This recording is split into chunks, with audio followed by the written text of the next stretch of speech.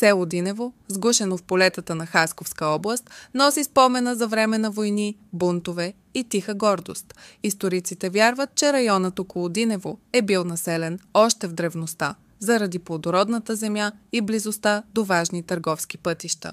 Още от древността селото се споменава като център на будни хора. Тук се укривали хайдути, а местните помагали на борците за свобода.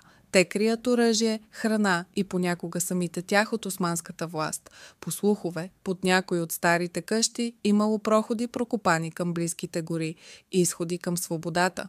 По време на руско-турската война селото е опожарено, църквата разрушена, училището сринато, но духът на хората оцелява. След освобождението те се връщат, възстановяват дома си от пепелта, построяват нова черква, съживяват училището. Селото се ражда отново.